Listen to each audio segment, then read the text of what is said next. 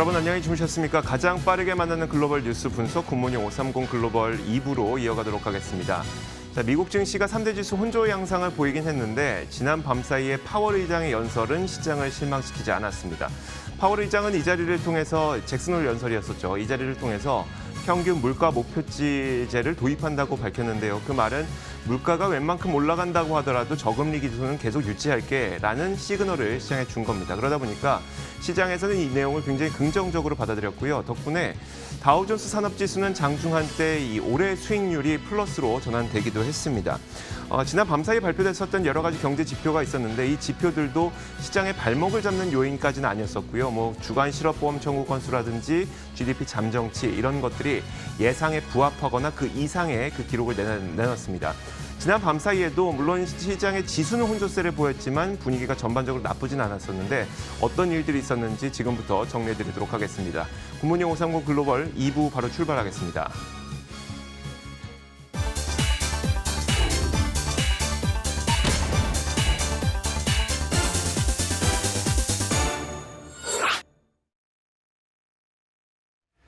자, 클로징벨 중계석입니다. 미국 증시의 마감 동향부터 확인해 보겠습니다. 오늘도 로제타 투자자문 최진석 포트폴리오 팀장 함께하겠습니다. 어서 오세요.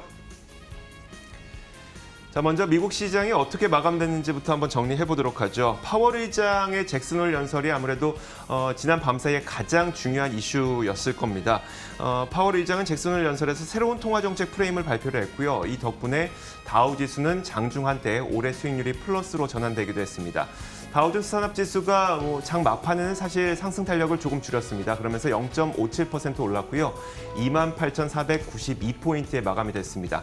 자, 나스닥 지수가 소폭 하락해서 0.34% 내린 11,625포인트를 기록했는데 빅테크 기업들의 주가가 좀 조정을 보였고요. 여기에다 넷플릭스, 페이스북, 그리고 달러트리 이런 기업들의 주가가 하락하면서 나스닥 지수를 끌어내렸습니다. S&P 500 지수는 소폭 상승해서 0.17% 오른 3,484포인트에 마감이 됐습니다. 자, 파월 의장이 어떤 얘기를 했는지 좀 자세하게 한번 들려드리도록 하겠습니다. 자, 파월 의장은 이날 그 평균 물가 목표제를 도입하기로 공식적으로 밝혔는데 새로운 전략, 유연한 평균 물가 목표제를 도입을 해서 지속적으로 낮은 물가는 경제의 위험을 초래하기 때문에 이 제도를 도입한다고 밝혔습니다. 물론 연준의 장기 목표는 기존과 마찬가지로 2%를 유지하긴 하겠지만 평균 물가 목표제를 도입함으로써 이 물가가 2% 이상으로 높아진다고 하더라도 일정 기간 그것을 용인하겠다라는 이야기를 했습니다. 그만큼 시장 참가자들에게 물가가 올라간다고 하더라도 저금리 기조를 계속 유지할 것이며 연준은 지금까지 해왔던 것처럼 인플레이션 파이터, 그러니까 물가를 잡는 역할이 아니라 물가를 부양시키는 그런 역할을 하겠다는 시그널을 시장에 제대로 줬습니다. 자, 이에 대한 시장의 평가도 한번 들어보도록 할 텐데요. CNBC의 짐 크레이머는 파월 의장은 증시의 강세론자 편이었다면서 이번 연설이 굉장히 놀라웠다고 평가를 했습니다. 또한 그 파월 의장이 이번에 발표한 것은 경제가 달리도록 놔두는 것이라는 의미라고 이 평가를 내리기도 했습니다. 자, 이날 발표됐던 지표도 그렇게 나쁘지 않았었는데 먼저 주간 실업보험 청구 건수를 살펴보겠습니다.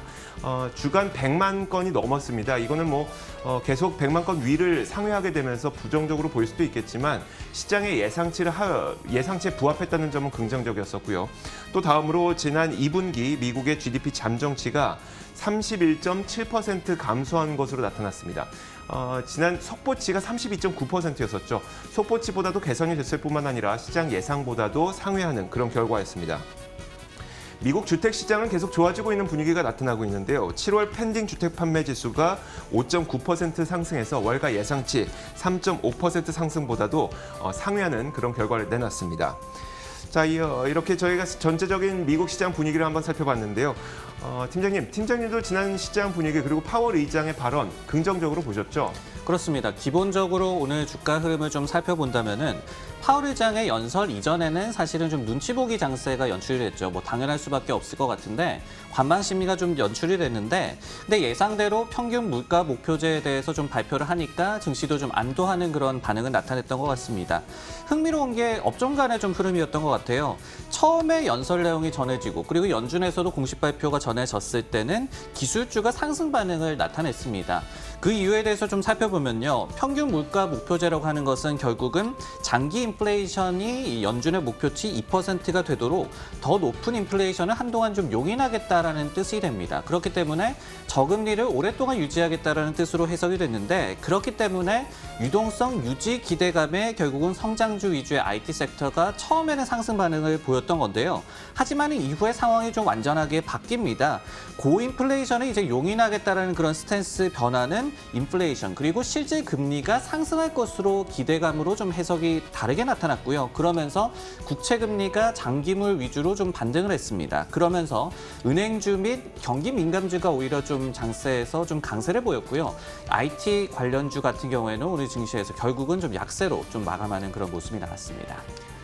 자, 이어서 상품 선물 시장도 살펴보겠습니다. 팀장님 말씀해 주셨던 것처럼 금리가 올랐습니다. 금리가 오르다 보니까 지난밤 사이에 금값은 하락했는데요. 금 선물 가격이 0.89% 내렸습니다. 파월 의장의 연설을 통해서 경기 회복이 촉진될 것이라는 기대감이 나타났고, 그러다 보니까 10년물 국채 금리가 올랐습니다. 최근 들어서 금 가격은 실질 금리와 역의 상관관계를 갖고 있다는 이야기를 참 많이 하게 되는데요. 지금 물가가 현재 변하지 않는 상태에서 금리가 올라가게 된다면 이 실질 금리는 또 높아지게 됩니다. 그 말은 다시 한번 말하자면 금값의 하락을 말하는 것이고요. 그러다 보니까 금값은 지난 밤 사이 거의 0.9% 하락했습니다. 1935.6달러에 선물 시장에서 마감이 됐습니다. 자, 금리의 움직임도 한번 살펴보도록 하겠습니다. 자, 파월 의장 발언과 함께 국채 금리가 큰 폭의 상승을 기록했습니다. 단번에 0.7%를 뛰어넘는 상승폭을 기록했고요. 퍼센트로 보더라도 한 8% 넘게 꽤 큰 폭의 급등을 보인 겁니다. 10년물 국채 금리는 0.758%까지 올라간 채 마감이 됐습니다. 자, 이어서 국제 유가도 한번 살펴보도록 하겠습니다. 자, WTI 가격인데요. WTI 가격도 마찬가지로 지난 밤 사이에 크게 하락했습니다. 약 1% 정도 내렸고요.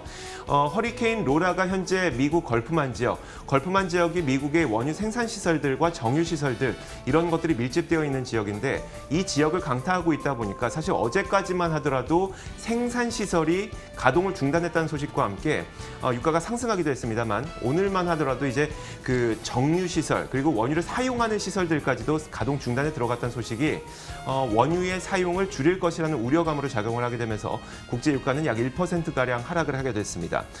선물 시장에서 43달러 선에 마감이 됐습니다. 자, 이어서 달러 가치도 한번 살펴보도록 하겠습니다. 달러 인덱스는 큰 변화는 없었습니다. 0.01% 강보합권에서 93 정도에 마감이 됐습니다. 자, 이렇게 상품 선물 시장까지 살펴봤고요. 이어서 글로벌 외신 확인하도록 하겠습니다. 자, 첫 번째 뉴스부터 볼 텐데요. 팀장님, 누가 뭐라고 해도 파월 의장의 이야기를 한번 살펴봐야겠네요. 그렇습니다. 그리고 이 미 연준 역시도 제롬 파월 의장의 잭슨 후 연설과 좀 발맞춰서 새로운 통화 정책 전략을 공식적으로 좀 발표를 했습니다. 관련 내용 좀 자세히 살펴보도록 하죠. 주 내용은 평균 물가 목표제가 되겠죠. 즉 장기 인플레이션 평균이 연준의 목표치 2%에 맞춰지도록 하겠다라는 뜻으로 해석할 수가 있겠습니다. 파월 의장의 연설 그리고 이 연준에서의 발표를 종합해서 좀 설명을 드리자면은, 연준 같은 경우에는 정책 목표 중에 하나로 이 장기 인플레이션율 2%를 설정하고 있습니다. 하지만은 경기 후퇴로 인해서 오랜 기간 동안 인플레이션율이 2%를 하회한다면은 향후에 경기가 회복된다고 하더라도 평균 인플레이션율은 2%를 하회하는 현상이 나타나게 됩니다. 따라서 인플레이션이 2% 하회한 기간 후에는 일정 기간은 2%를 소폭 상회하는 것 역시도 좀 용인을 하고, 이것을 목표로 적절한 통화 정책을 펼쳐나가겠다라는 게 이번에 파월 의장의 발언과 연준의 공식 발표 내용이라고 볼 수가 있겠습니다. 연준 같은 경우에는 이번에 또 고용 시장에 대한 접근법도 미묘하게 좀 변경을 했는데요. 최대 고용에서의 편차 대신에 최대 고용에서 얼마나 부족한지를 평가하겠다라고 레토릭을 조금은 바꿨습니다. 이 역시 특정 실업률을 목표로 삼기보다는 유연하게 완전 고용의 환경을 만들기 위해서 노력하겠다는 의미로 해석하면 될 것 같습니다. 사실 어찌 보면 인플레이션 2%가 넘어서더라도 어느 정도 용인하겠다는 것은 그동안 지속적으로 연준이 내놔왔던 어떤 스탠스였었는데, 이게 어떤 의미가 있을까요? 네, 그렇습니다. 6월 FOMC 의사록에서 급부상했던 그런 컨셉이 되겠죠. 그때 의사록에서의 정확한 좀 워딩을 살펴본다면은, 위원 몇 명이 장기 목표치를 넘어서는 완만한 수준의 일시적인 오버슈팅을 용인할 수 있는 물가 연동 포워드 가이던스 도입에 우호적인 입장을 나타냈다라는 내용이 전해졌었습니다. 의미에 대해서 좀 살펴보자면요. 과거 같은 경우에는 연준이 이 물가 목표치를 좀 채우려고 하는 상황이 도래한다면은 선제적으로 금리 인상을 단행해 왔었죠. 근데 이 같은 상황이 바뀔 것이다라는 점을 저희가 알 수가 있겠고요. 현재 세미 페드 워치, 그러니까 연준의 기준금리 정책에 대해서 베팅하는 선물 시장에서 제공하는 마지막 FOMC, 그러니까 2021년 3월 FOMC 전망 같은 경우에도 제로금리 유지를 좀 점치고 있습니다. 이 같은 상황이 더 오래 유지될 수도 있다. 이렇게 좀 의미를 해석할 수가 있겠네요. 사실 연준에서 이렇게 완화적인 통화지 기조를 계속 보여주게 된다면 달러가 더 시장에 많이 풀리게 될 테니까 달러 가치와 좀 반대로 움직이는 금값은 상승할 법도 한데 오히려 하락했습니다. 어떻게 봐야 될까요? 네, 자산 시장의 좀 반응에 대해서도 좀 해석을 내려볼 필요가 있겠죠. 인플레이션 상승을 좀 용인한다. 이 뜻은 결국은 통화 가치의 하락을 좀 의미를 하게 됩니다. 그렇기 때문에 이 화폐의 대안 성격인 금액에는 분명한 좀 호재로 생각해 볼 수가 있을 것 같아요. 그리고 실제로 오늘 일중 흐름을 좀 살펴보면은 실제로 이 같은 발표 직후에는 금값이 좀 상승 반응을 나타냈습니다. 하지만 이후에 온도가 좀 완전히 바뀐 것은 연준이 이만큼 좀 용인을 하는 만큼 실제 인플레이션도 결국은 반등할 것이다라는 인식이 좀 확산이 됐고, 이 때문에 특히 이제 장기 10년 이상의 미국의 국채 금리가 큰 폭으로 좀 반등을 했거든요. 그러면서 달러와도 낙폭을 좀 많이 만회를 했기 때문에 이런 흐름들 때문에 결국은 은행주 등의 경기 민감주가 좀 강세를 보인 반면에 오히려 금값은 약세를 보였다라고 해석할 수가 있을 것 같습니다. 네, 다음 뉴스는 이조 앵커의 픽입니다. 내용 확인해 보겠습니다. 자, 이번에는 미국의 IPO 시장, 공개 시장을 한번 살펴보도록 할 텐데요. IPO가 됐습니다. 샤오펑, 미국 시장의 샤오펑이라는 중국 전기차 업체가 상장을 했는데요. 알리바바와 샤오미가 투자한 것으로 유명한 그런 전기차 업체이기도 합니다. 상장 첫날 굉장히 큰 급등을 하면서 성공적인 IPO였는지 이런 것에 대한 궁금증도 있고요. 샤오펑은 중국의 전기차 업체로 사실 중국판 테슬라라고 불리기도 합니다. 그렇게 불리는 이유가 여러 가지가 있겠지만 샤오미 이 자동차 자체의 어떤 그 모습도 테슬라와 약간은 좀 뭔가 느낌이 비슷한 것 같기도 하고요. 또 홈페이지마저도 테슬라와 굉장히 유사하게 꾸며놔서 중국판 테슬라라는 그런 별명이 붙어 있기도 합니다. 어쨌든 알리바바와 샤오미가 투자한 이 중국 전기차 업체이기 때문에 이번 상장이 성공적일 것인지에 대해서 관심이 상당히 많았었고요. 이날 상장 첫날 이 샤오펑의 주가는 장중 한때 60% 넘게 급등하기도 했습니다. 샤오펑은 XPEV라는 티커를 쓰기 때문에 앞으로 검색하실 때에는 이 티커를 쓰시면 될 것 같고요. 샤오펑은 이번 IPO를 통해서 15억 달러 정도의 자금을 조달할 수 있을 것으로 보고 있습니다.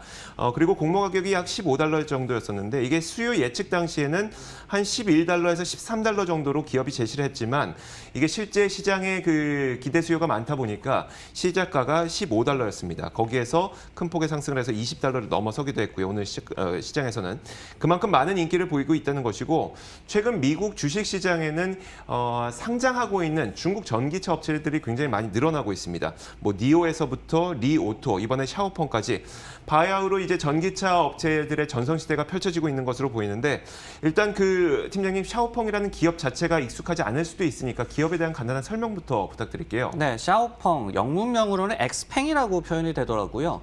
2014년에 창립한 중국의 전기차 스타트업으로 이미 차량을 그래도 판매하고 있는 그런 기업입니다. 모델이 두 가지인데요. G3라고 SUV 모델이 있고요. 그리고 P7이라고 세단 모델도 있습니다.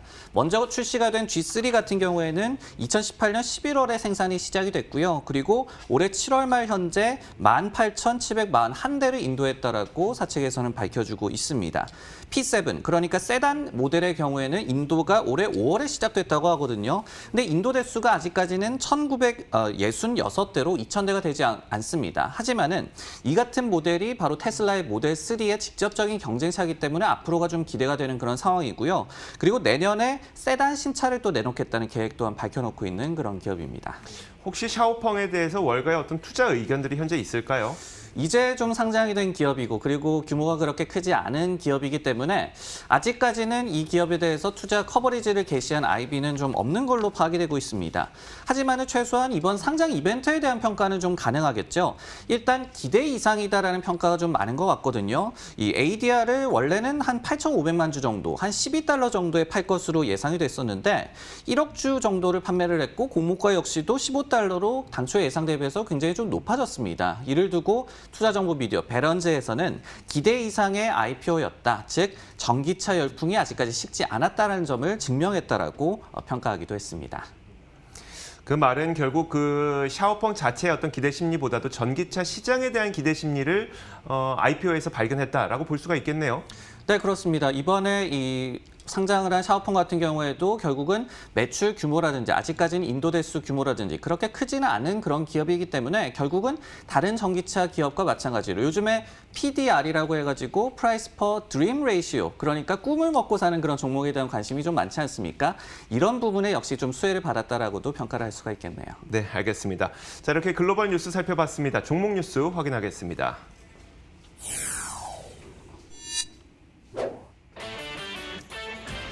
오늘의 종목 뉴스입니다. 에보트랩이 코로나19 테스트기의 판매 계약에 급등했습니다. 월마트는 마이크로소프트와 연합 전선을 형성해 틱톡 인수를 추진한다는 소식과 함께 주가가 상승했습니다. 자, 팀장님 먼저 에보트랩부터 한번 볼게요. 어떤 내용이 있었을까요? 네, 미국의 의료기기 업체죠. 꽤 대형입니다. 에보트 레보레토리, 에보트랩이라고 불리는 그런 기업인데 대규모 코로나19 진단키트 판매 계약 소식에 오늘 급등했다는 소식이 전해졌습니다. 폴리티코의 보도에 따르면요, 도널드 트럼프 행정부가 에보트랩의 테스트기 1.5억 개, 그러니까 한 7.5억 달러 정도 되는 이 구매 계약을 발표할 예정으로 좀 알려지고 있습니다. 에보트랩의 진단키트 같은 경우에는요, 바로 전날, 그러니까 현지 시각으로 수요일에 FDA로부터 긴급 승인을 받은 그런 키트입니다. 5달러밖에 들지 않고요. 그리고 타 장비 없이도 단 15분 만에 결과가 나온다라는 특장점을 갖고 있는 진단키트로 평가받고 있는 제품입니다. 사측에서는 오는 10월까지 월 5천만 개씩 생산이 가능하다라고 밝혀놓은 상태고요. 폴리티코에 따르면요, 지난달에 미국민 2,200만 명이 코로나19 테스트를 받았다라고 합니다. 그렇기 때문에 이번에 행정부의 결정도 테스트 역량 강화로 해석이 되고 있습니다. 자, 그렇다면 이번 에보트랩의 이 진단키트 판매 계약에 대해서 시장은 어떻게 평가하고 있을까요? 에보트랩의 주가가 오늘 좀 급등을 했죠. 근데 다른 진단키트 관련주인 로슈라든지 퀴아젠 그리고 다나허 등은 좀 급락 반응을 보였습니다. 즉 에보트랩 입장에서는 분명한 좀 호재로 여겨진다라고 해석을 할 수밖에 없을 것 같은데요. 시장 평가도 괜찮았습니다. 모건 스탠리 같은 경우에는 사용 승인 시점이 일단은 예상보다 훨씬 빨랐다라고 얘기를 하면서 기존 대비해서 더 신속한 검사가 가능하고 그리고 정확도도 높은 진단키트이기 때문에 실적에 대한 기여도가 클 것이다라고 분석을 하면서 목표 주가도 106달러에서 112달러로 상향 조정을 했습니다. 반면에 골드만삭스 같은 경우에는 앞서서 진단키트 시장에서의 점유율 확보가 좀 제한적일 것이다라고 회의론을 또 일부는 남기기도 했습니다. 자, 그런데 지난밤 시장을 보면요, 모더나를 비롯해서 백신 관련주들은 또 주가가 안 좋았습니다. 어떤 악재가 있었던 걸까요? 네, 전일에 이 노년층에게도 좀 효과가 있었다, 항체가 생성됐다라는 소식에 급등했던 모더나가 오늘 한 3% 정도 주가가 하락했죠. 그리고 화이자가 소폭 하락했고 또 화이자와 공동으로 백신을 개발 중인 바이오엔테크 같은 경우에도 한 3% 정도 하락을 했습니다. 분명한 좀 이벤트가 있었는데요. 이들 기업이 현지 시각으로 수요일에 미국의 질병통제예방센터 CDC에 자사가 개발 중인 백신 후보 물질을 어떻게 취급해야 하는가, 이것에 대한 정보를 좀 제공을 했는데요. 모더나의 백신 후보 물질 같은 경우에는 화씨 영하 4도, 그리고 화이자와 바이오엔텍의 후보 물질은 화씨 영하 94도에서 저장 그리고 이동돼야 한다라고 통보를 했습니다. 근데 이게 섭씨 마이너스 20도와 그리고 영하 70도입니다. 이에 SVB 리링크라는 IB에서는요, 기존 실험실이라든지 사무실에서 취급하기가 매우 어려울 것이다라고 좀 우려를 나타냈고요. CDC 관계자 역시도 관련 우려에 대해서 표명을 하면서 이들 기업에 대한 투자 심리가 다소 좀 약화된 것으로 해석이 되고 있습니다. 이처럼 백신 개발사 그리고 진단키트 개발사 등의 좀 경쟁 구도를 앞으로도 지켜볼 만할 것 같습니다. 다음 종목 뉴스는 이조 앵커의 픽입니다. 내용 확인해 보겠습니다. 자, 월마트가 마이크로소프트와 손잡고 틱톡을 함께 인수하는 방안을 검토하고 있다는 소식이 전해졌습니다. 자, 이 소식으로 월마트의 주가가 지난 밤 사이 꽤 크게 올랐고요. 뿐만 아니라 요즘 들어서 틱톡 인수전이 점차 경쟁이 가열되는 그런 양상이 나타나고 있습니다. 자, 이날 월마트는 CNBC를 통해서 이 내용을 공식적으로 발표했는데 발표한 바에 따르면 일단 두 회사는 약 2에서 5년가량 이 파트너십을 맺기로 했습니다. 자, 월마트는 이번에 마이크로소프트와 공동으로 틱톡을 인수하게 되면 아마존의 대항마가 될 수 있을 것이라고 그런 목표를 제시를 하기도 했는데요. 월마트는 마치 아마존의 프라임, 아마존 프라임과 같은 서비스 월마트 플러스를 현재 준비를 하고 있기도 합니다. 특히 현재 틱톡이 보유하고 있는 이 유저수를 살펴보자면 틱톡이 발표한 바에 따르면 월간 액티브, 그러니까 월간 활성 이용자 수가 약 1억 명에 달한다고 하고 있습니다. 자, 이런 그 인구, 유저를 이용해서 어떤 사업 구조, 그리고 돈을 벌 수 있을 만한 어떤 사업을 찾겠다는 이야기인데 그러다 보니 틱톡에 관심을 갖는 기업들이 늘어나면서 틱톡 인수의 판이 좀 커지는 분위기입니다. 마이크로소프트 외에도 오라클은 미국 유명 사모펀드와 함께 틱톡 인수에 참여하고 있고요. 트위터도 가격만 맞다면 본인들도 인수할 의향이 있다고 알려져 있는데 일단 팀장님, 먼저 월마트가 만약에 틱톡을 인수하게 될 경우에 어떤 효과가 있을까요? 월마트의 주가가 오늘 좀 많이 올랐죠. 일단 시장에서는 기대감을 좀 많이 표명하고 있는 것 같은데 그 효과에 대해서 좀 생각을 해본다면요. 일단은 월마트 같은 경우에는 지금 전자상거래 부문에 가장 신경을 많이 쓰고 있는 전통적인 소매업체 중에 하나입니다. 이번 7월 결산분기 실적에서도 특히 미국과 중국에서의 전자상거래 실적이 급성장했고요. 전사 매출에서 차지하는 비중도 크게 늘어나는 모습이 나왔습니다. 이런 가운데 이제 틱톡을 인수하게 된다면은 과거에 다른 기업들이 틱톡 인수 효과에 대해서 좀 생각을 해봤을 때와 비슷하게 어떤 틱톡이 좀 확보하고 있는 방대한 사용자 기반을 좀 확보할 수가 있을 것 같고 그리고 이 같은 사용자들의 데이터를 활용해서 부가 서비스를 고안하는 것이 가능해질 것이다. 이처럼 좀 예상을 해볼 수가 있을 것 같고요. 그리고 월마트 같은 경우에는 구독 기반 서비스 월마트 플러스 출시를 또 준비하고 있기 때문에 이미 방대한 어떤 사용자 기반을 좀 안고 가는 것 이런 부분에서 시너지 효과도 좀 기대된다고 볼 수가 있겠습니다. 요즘 그 시장의 분위기가요. 틱톡을 인수하면 바로 돈 된다. 이런 식의 그 분위기가 좀 이어지고 있거든요. 혹시 리스크 요인은 없을까요? 틱톡 같은 경우에는 이번에는 틱톡이 넷플릭스한테 자기들이 인수할 것을 좀 의향을 물었다가 거절당했다라는 얘기까지 나오고 있습니다. 그렇기 때문에 지금 인수전과 얽혀있는 기업들이 굉장히 다수라고 말씀을 드릴 수가 있을 것 같은데요. 리스크는 뭐니 해도 좀 인수 가격이 될 것 같아요. 지금 몸값이 최대 500억 달러 정도로 추정이 되고 있는데 그렇기 때문에 이 웬만한 기업은 쉽게 인수하지 못할 것이라는 얘기가 많이 나오는 것이고 그리고 트럼프가 일종의 과징금을 내고 이제 틱톡이 나가라라고 얘기를 했기 때문에 이런 부분들이 인수가를 더욱더 좀 상승시킬 요인으로 작용할 수 있다는 점이 리스크로 꼽히고 있습니다. 이런 가운데서 인수에 대한 좀 시너지가 기대만 만약에 못하다면은 이른바 승자의 저주에 빠질 가능성도 좀 염두를 해야 될 것 같습니다. 네, 알겠습니다. 자, 이렇게 지난 밤사이 나왔던 여러 가지 글로벌 뉴스와 더불어서 종목 뉴스까지 확인해 봤습니다. 로제타 투자자문 최진석 포트폴리오 팀장과 함께했습니다. 고맙습니다.